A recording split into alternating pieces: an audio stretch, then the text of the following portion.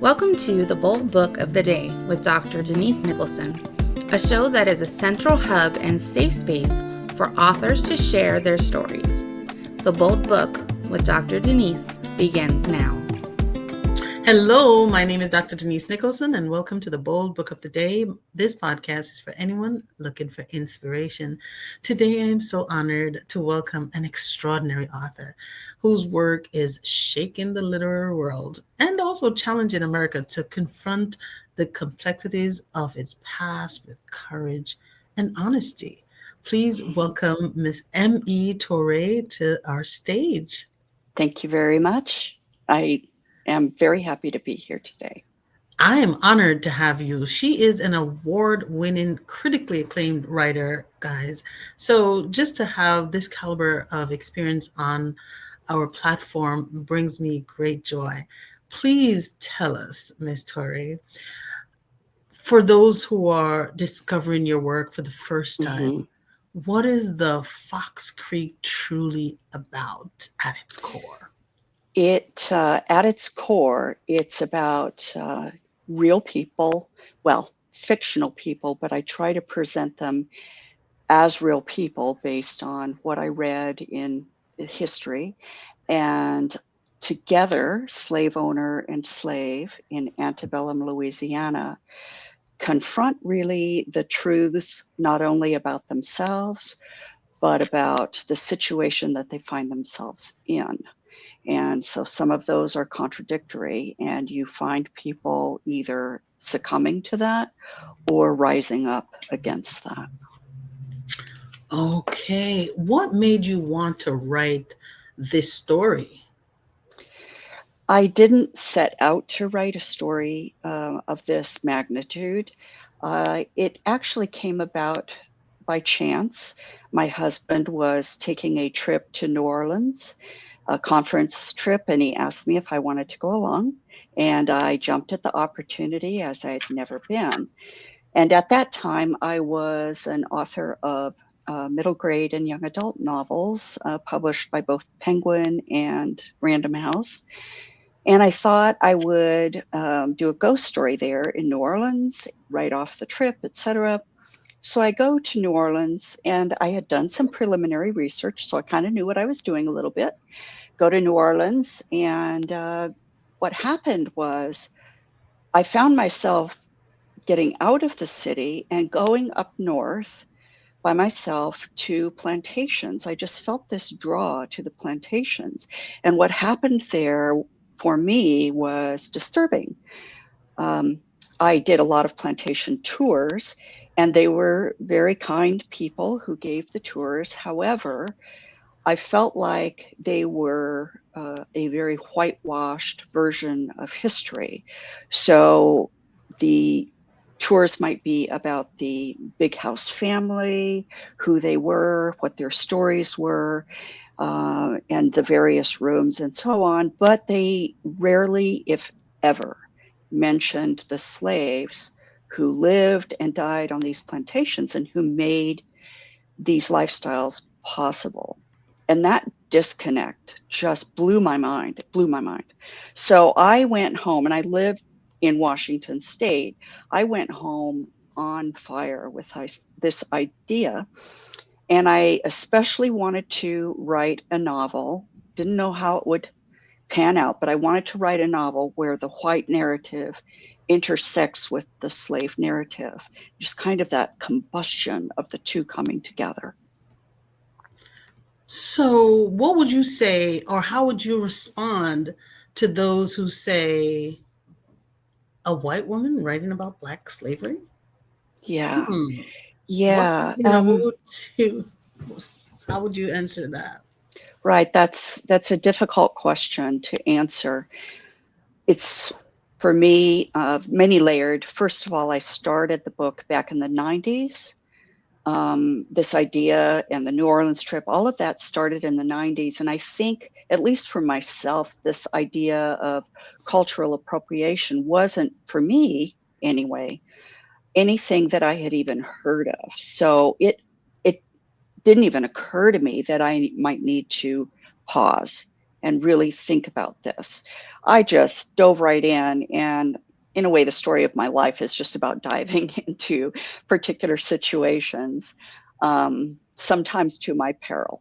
Now, all these years later, what I have, it took me a long time and a lot of courage to be able to get this book published and get it out there, because I thought, who am I, a white woman, to speak through the eyes of a person who's not white. And I certainly don't want to diminish or take away from any Black voices. And historically, white people have done exactly that. They've smothered Black voices and talked over them or rewritten their history. And I did not want to be party to that. But what I do want to do is add to a discussion that I feel is vital, especially in today's America, where race relations are so fraught. So I just plucked up my courage and thought, I'm getting this out there, and I will, see how it falls. I also think that your commitment to truth really comes through in your book as you added your perspective, because you did so much digging, so much oral stories, and going through the plantation diaries, and just getting the narrative of the slaves. So I believe that you did an excellent job with doing the deep work that it takes to add a perspective. But I would be remiss if I didn't ask. Yes, thank you. I spent 3 years in full-time research, and this was immediately upon my return home.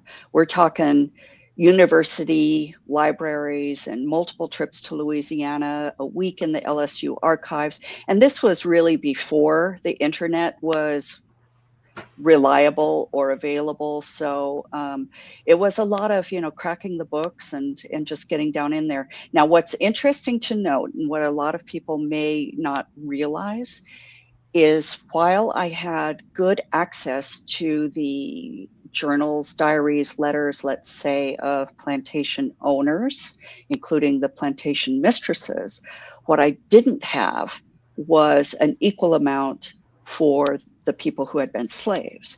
And the reason for that is because at that time, and I'm sure you are well aware, slaves weren't allowed to read and write. It was against the law to teach them, and it could be punishable by death, or some kind of horrible punishment. And so people who lived and died as slaves on the plantations, for the most part, were illiterate. So to find good sources of letters, diaries of this is what it was like, and this, and I spent all my days on the plantation, we're not going to find that really. So what happens is instead you have to look to the autobiographies, the journals, the letters of those slaves who did escape.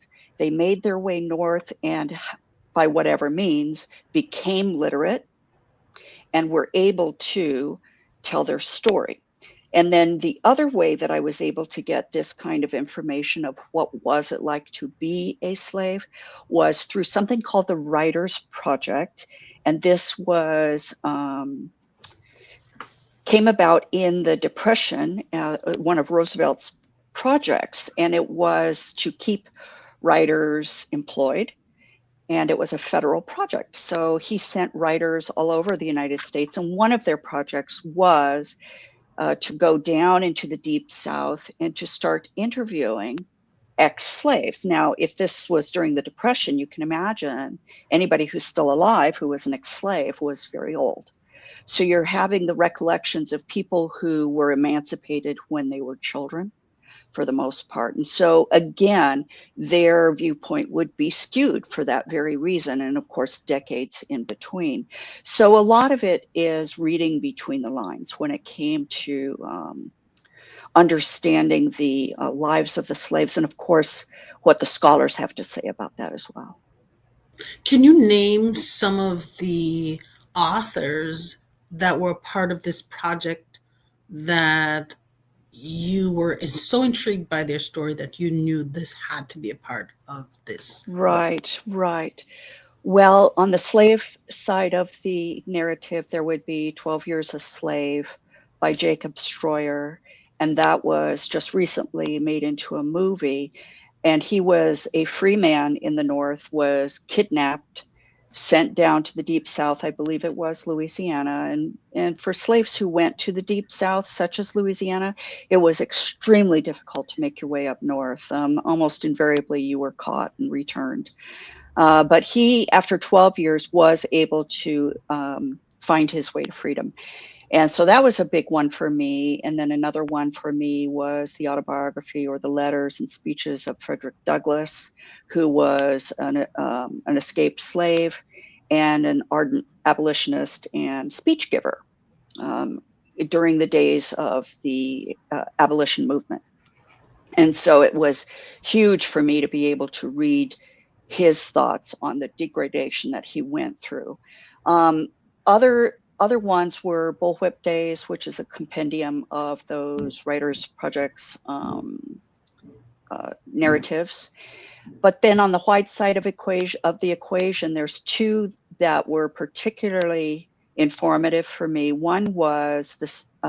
It was called Secret and Sacred, and it was the diary of James Henry Hammond, who at one point was the governor of South Carolina.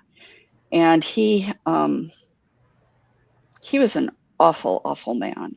And as I read his letters, I found myself just disgusted on every level. But apparently he was liked well enough and had a persona that was charismatic enough to become governor. So you had to wonder. But he had slaves, and he was vicious to them, absolutely vicious. But let me first move to the other person that I'm talking about, William Bennett Barrow, who was a slaveholder in Louisiana at the exact time that my book starts, and that's 1843. He wrote a plantation journal, the weather, what happened today, who he went to visit, and all that kind of stuff. It's called Plantation Life in the Florida Parishes, which is Louisiana, during 1843 to 1846.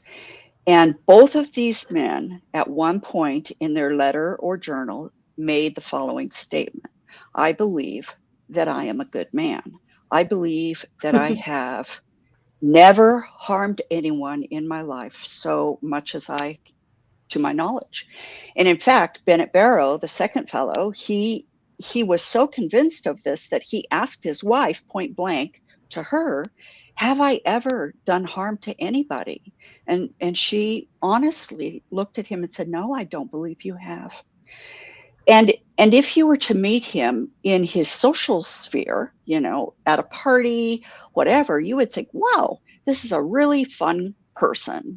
He's kind to his wife, to his children. He'll go plow his neighbor's fields if they need it, and they can't for whatever reason. He did his civic duty. He voted. He was a good citizen. But then on the flip side of that, after all the weather and things like that in his journal, he might write an entry such as, today I had to whip an entire hoe gang for shirking their day's work. And on another occasion, and this one for me was one of his most brutal acts, is he caught a runaway, one of his runaways, and he said, I let the dogs overhaul him a bit. What that means is he had hounds who would chase down the runaways, and he just let his hounds loose on this man. So for me, that was very chilling. I fashioned the slave owner, William Jensey, in my book. I fashioned him after William Bennett Barrow.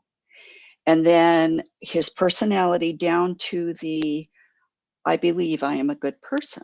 And to write that particular kind of character where you have that balance between I believe I'm good, and you try to portray him like if you were to ask any white character in the book, what do you think about? Oh, he's great.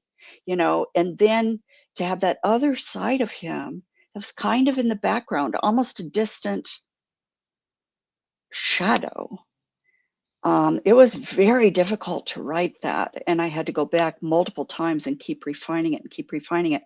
And one of the most difficult things was keeping my opinion out of it. I Oh, yeah. believe that as humans, in order for us to feel good about ourselves and maintain our sanity, we have to shift the narrative and tell ourselves that what we're doing is necessary. What we're doing to these people, it's warranted because they're not real people. They're not 100% of a person. And sometimes it's easier to lie to ourselves than to admit the truth. And it's easy for us to lie to the ones we love so that we continue to reap the benefits of Mhm. whatever it is that they give us so that we can continue to live the life of comfort. And so for him to even ask his wife is because he Mhm. already understood that he was not doing the right thing. He knew in his heart, morally, he knew that he was not doing the right thing because, like he said, he let his dogs or his hounds on a person. And he knew in his heart that he was wrong. Mhm. But then he would come back and try to, feel good about himself and make himself look good by just saying, you know what, my wife thinks I'm a good person. I'm good to others. Being a good person in some areas doesn't erase how evil you are and what evil you did. Good people are shaped, I understand, by systems, by their surroundings, by what we allow in our Mhm. systems. And once you start to excuse yourself by saying, well, these people, they are not 100% of a person anyway, then it's easier for you to excuse yourself and think that you are a good person when you've Mhm. done so much evil. And I think that when we don't hold people accountable, it's easy also because of the Mhm. systems, because of family, because of what they're given. It's just easy for them to say, you know what? Look at all the other things that I've done well. I'm a good person. Mhm. Mhm. Hmm. Mhm. Yeah, you're absolutely right. It's hard for me reading both the Governor, James Henry Hammond, and Bennett Barrow's works to whether or not they truly believed they were good, or whether there was that doubt, that little thorn in their heart that said, I don't know about that. I don't know. I truly couldn't say. But you're absolutely right in saying that um, because the law said that Black slaves were only 3/5 of a human, not a full human, but 3/5. Therefore, it was acceptable to treat them less than human. And somebody like Bennett Barrow could go ahead and do what he needed to do, whether it was let the dogs loose because he was justified. Everybody else is doing it. This is, sanctioned by law, blah, blah. Yeah. And I see actually these kinds of dynamics happening today um, with, let's say, LGBTQ communities and the Christian nationalism and the reading the Bible literally and reading, cherry picking certain segments out of that as permission to be able to persecute trans people, for example. So to me, I don't see much difference between what was done to slaves back in slave time and what's happening today. And LGBTQ is just one example, but it's anytime we mainstream an atrocity, call it okay because everybody else is doing it, and we don't look within and ask ourselves the hard question of whether or not what we're doing is right. whether whether or not it's based in love. So that's also one of the issues that I have. I'm glad you correlated that, because when faith is misinterpreted and weaponized, Hmm. it does create blind people to the truth of compassion, because it's easier. And that's one of my issues with Christian nationalism, because they can distort whatever it is from the Bible just to make a point. Yeah. And then when it's time to use that same mirror to themselves, there is an issue. They stop. They can't see, So Mm-hmm. I'm so grateful that you brought that correlation in there, because Mm-hmm. I agree 100% that people, they use theology, distorted theology, just to Yeah. justify oppression. And Right. Right. And I use that example in my book of Christianity being weaponized. So in Mhm. Fox Creek, I purposefully made the mistress Sarah. I purposefully thought, okay, if a very kind soul is born into the Southern plantation system, white person born into the Southern plantation system, what would be their experience, becoming, let's say, a mistress? How would they justify this in their heart?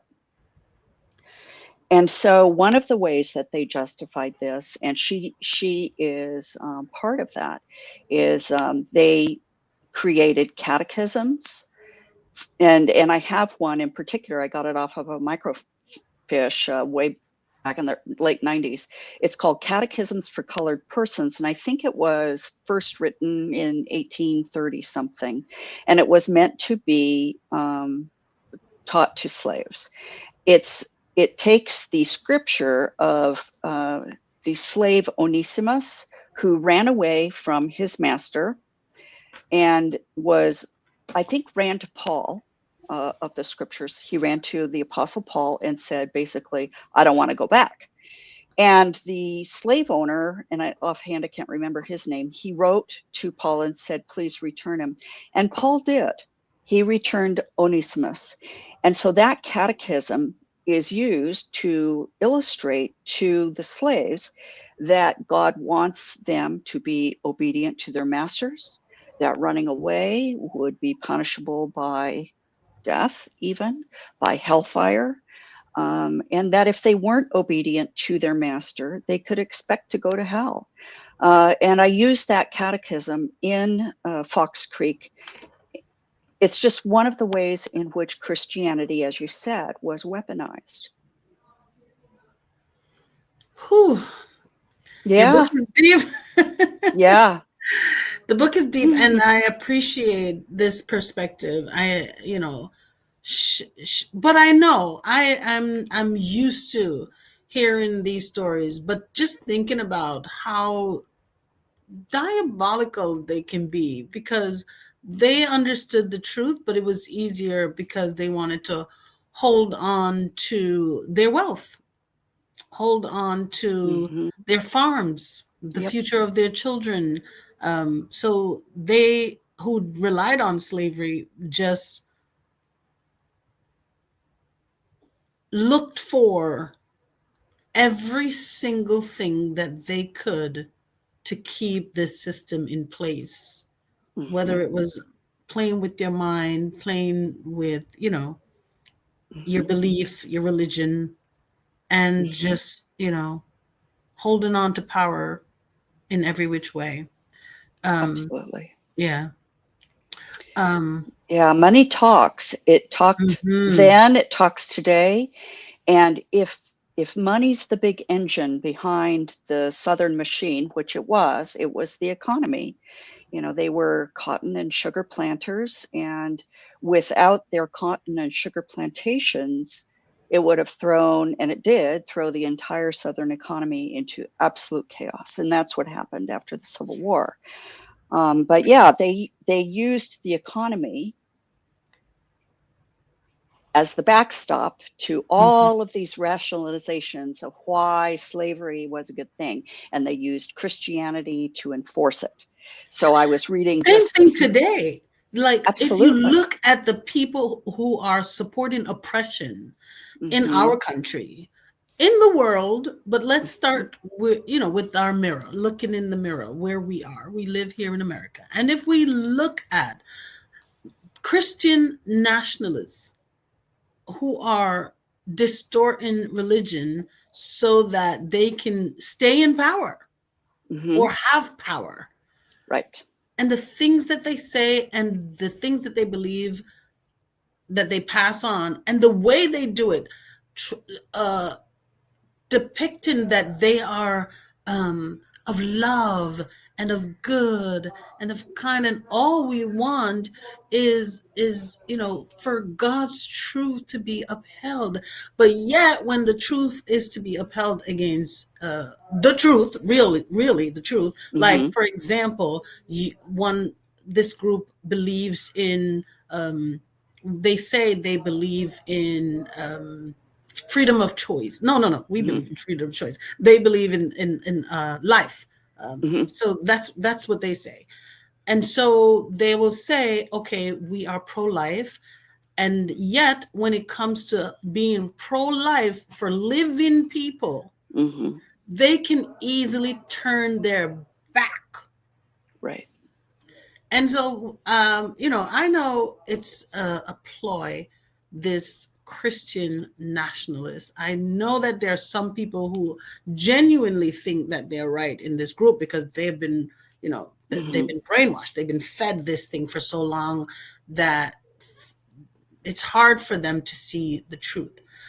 But I do see how the picture of then with the people of power were the people who want to hold religion against the people that they were enslaving. And now the people of power are doing the same thing, want to use Right. religion, or they are using religion to Right. hold on to power. And I wish that most people could see that it is just a game for them. Yeah. Yeah, absolutely. I was reading yesterday a post on Facebook. And it was it was one of the hot topic discussions, but it, as so often happens, the discussion degraded very quickly. But one of the statements that stuck with me that somebody made was, don't spout to me about Native Americans and all that, slavery history stuff. And I thought, really? You it's it's a statement of I will be ignorant. Okay. Yes. It's a statement of absolute ignorance because nobody just emerges into this life without a history Yes. supporting that life, whether it's through your social structures or your family's history, or where you were born in the United States, whatever it might be. The history of our United States and the history of ourselves individually has everything to do with who we are. And so to say, don't talk to me about that, I don't, is just a message of I will be ignorant and I will know what I know. End of story. And you can't argue with fools. So No. you Just can't argue with okay. Never fools. mind. Yep. But I was going to say also, this morning I was reading about something Jefferson Davis said in 1850. And Jefferson Davis, for people who have forgotten, he became the president of the Confederacy during the time when they had seceded from the Union, or tried to.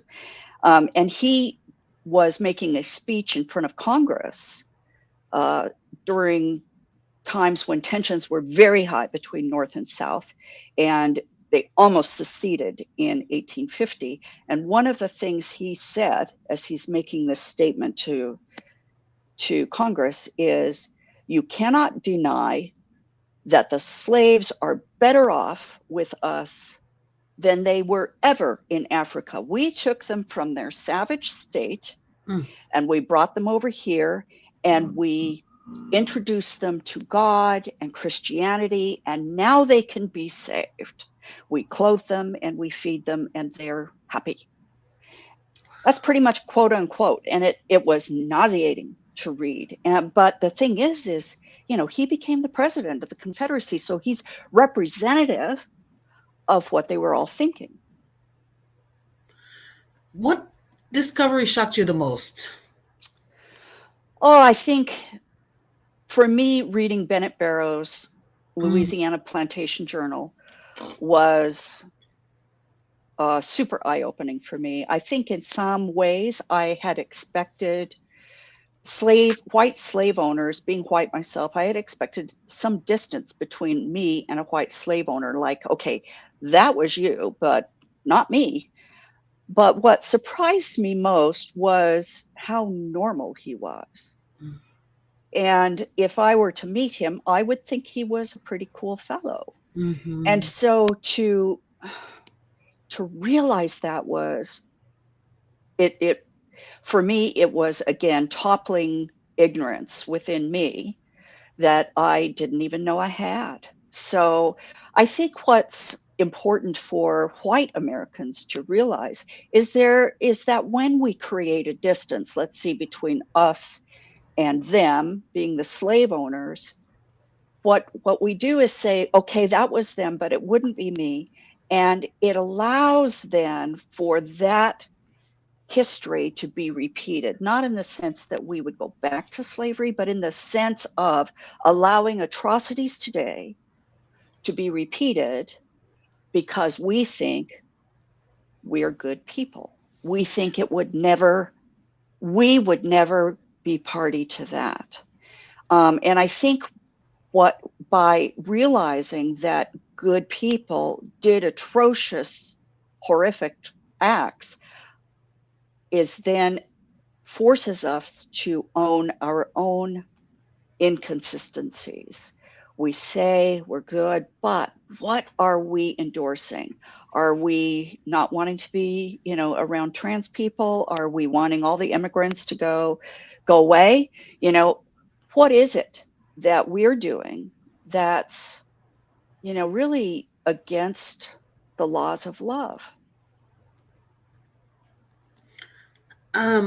You said, what are we endorsing? And as I look into today's world and I'm looking at, what we're allowing or endorsing in Sudan, like places like Sudan, and seeing those atrocities and this is 2025 and we want to think that in our time we would never allow those things of the past.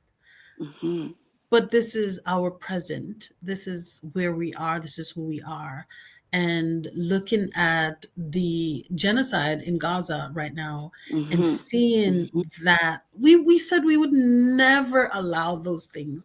So we have given politicians so much power that these things are able to happen because we have given people that are not trustworthy so much power.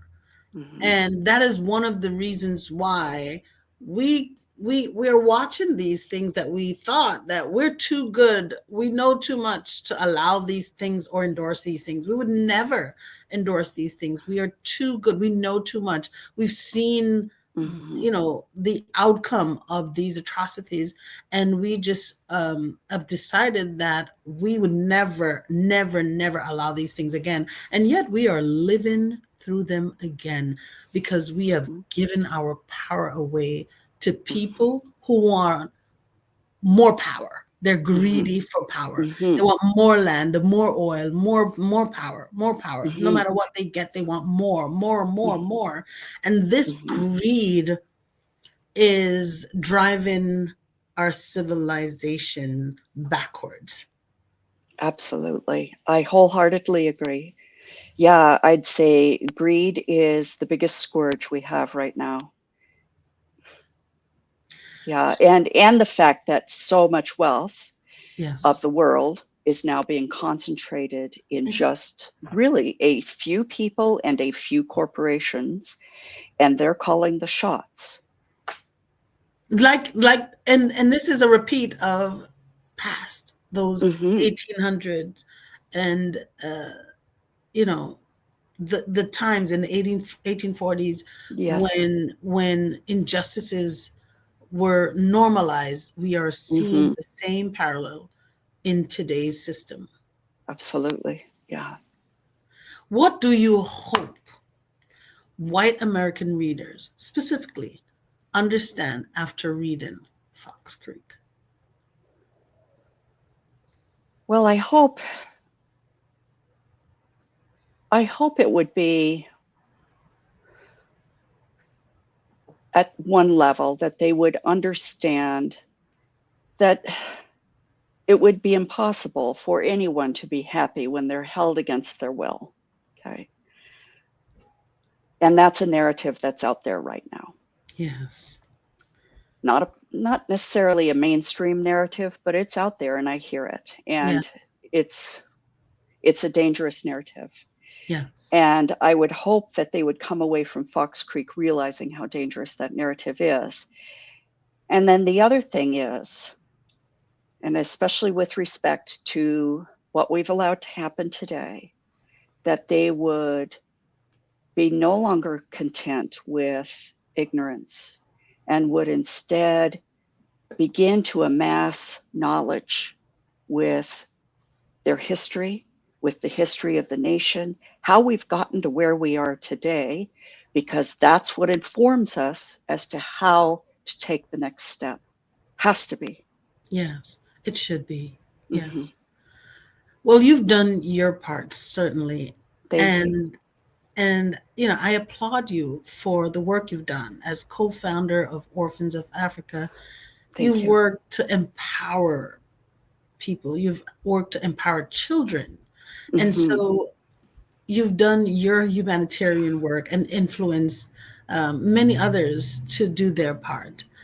Um, so thank you. Thank you for Thank, doing your part thank you and so for much. writing this book that forces us to confront these things that we'd rather hide Yeah. and not speak about and take it out of the museums like they are now. Yeah. Yeah, exactly.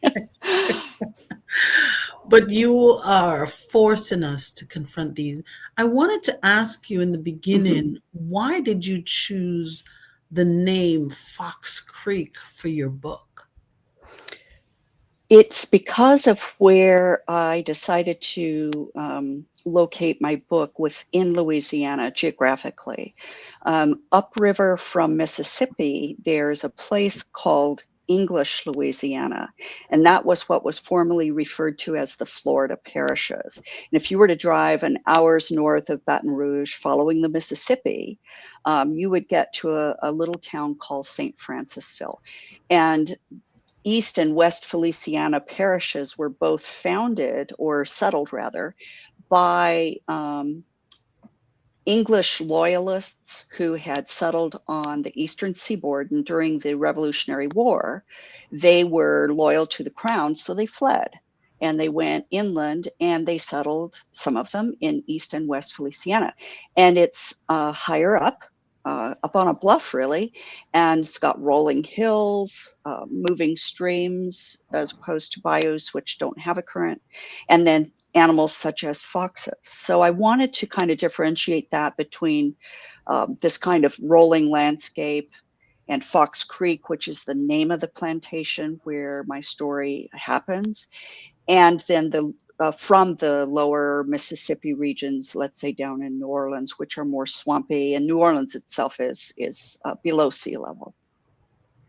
Thank you so much for Yeah, doing thank the you. hard work, for doing this, for bringing it out. It's going to force me to read it because I'm so intrigued already by the stories. Yeah. And I want to just learn, just to get a little bit, because sometimes I think about these things and I still get angry. So I would, Hmm. and I don't think it's going to not let me get angry. Not, not let, but I don't think it's going to quell that part of me, but I think it will give me Hmm. some more information to understand how can we um, allow these, not allow these things or endorse these things. Is there perhaps a prayer that you would like to share with our readers, especially during this era of our social reckoning? An actual prayer, or Maybe just my just my. a, Okay, your my thoughts. prayer, my prayer, honestly, is that we would set aside judgment and instead approach every encounter, every human being, every thought with absolute love, knowing that we are guided and that the universe supports us in that endeavor. When we do that, we will find a courage and a strength that is beyond anything we could have imagined. Thank you. And for anyone listening, my hope is that we treat people how we would like to be treated. Mhm.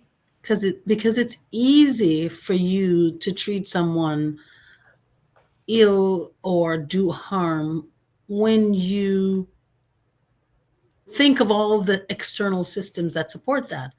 But just think about, Mhm. how would I want to be treated if I were in this situation? Mm. That's it. Yes, So, my prayer as well. yes, thank you so much for joining us. I Thank you. love to ask these questions to my guests before they go. So, I'm going to ask you these three questions. Okay, What's one yes. bold promise that you can share with the audience? That I will extend love to everyone that I meet and into every situation that I have, regardless. Thank you. What's Mhm. a bold statement you'd like to share that may cause a paradigm shift? Well, I've actually already shared that, and that's the paradigm shift that we're actually not that different from people in the past who owned slaves and who thought that that was a good thing. It's not them and us, it's just us. You've done so much already. You're an acclaimed author, rightfully so. You have touched many people with your work. What's a bold move that you would like to make in the future?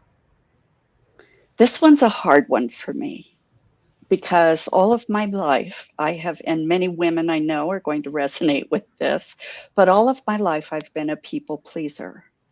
Mhm. And it's taught to us as part of being a good girl and a young woman and so on. And not that I'm going to start displeasing people, but I'm going to start just speaking my truth. And I'm going to be speaking it boldly. And if that displeases some people, that's okay. And I'm going to be okay with that. I think I support you. Hmm. Yeah.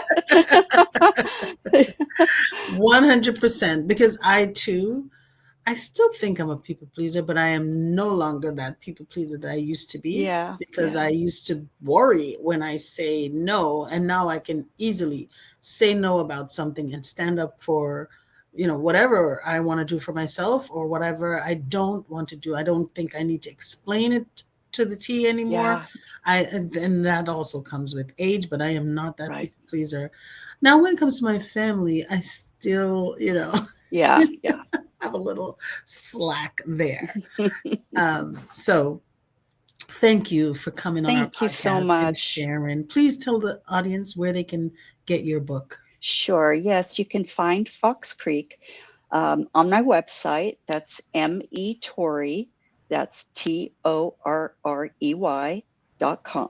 Or the usual suspects, Amazon, Barnes and Noble, and bookshop.org. Thank you. Guys, go out and get this book because it is empowering. And I believe that the lesson is clear. If ordinary people could uphold injustice, then ordinary people can dismantle injustice now. Ooh, I like that one. I like that one a lot. I know, because a lot of times we feel guilty, and history doesn't ask us to feel guilty. Yeah, It asks us to stay awake and do the right. work. Exactly. Guilt doesn't get us anywhere. That's right. So Yeah. thank you for doing Thank this. you so much. I Thank you. enjoyed our conversation, and I'm looking forward to us talking again, because I know you're, a prolific writer, and you will Yeah. come back with something new. Yes, I will. Yes, I will. And All right. yes, so you've told us where we can get your book. Yep. Is there a place that the authors can join your tribe, or where do they follow you on social media? Facebook is the best place. That's Mhm. where I'm likely to make statements about certain things or post, let's say, an interview like this and so on. But also, I'm going to be planning on starting a blog on my website. Yeah. Yeah. All right. Thank you so much for sharing. For Thank those of you. you who are listening, if you have an idea to write a book or share your experience, please send me an email to authordnicholson@gmail.com, or you can schedule an appointment with me at boldpublishings.com. I hope you get your book ideas out of your head and onto paper. Thank you. Thank you for joining us for the Bold Book of the Day with Dr. Denise Nicholson, a central hub and a safe space for authors to share their stories. Follow Dr. Denise on Facebook and Instagram at Denise Nicholson, or go to denisenicholson.com. Remember, no one can share your story better than you.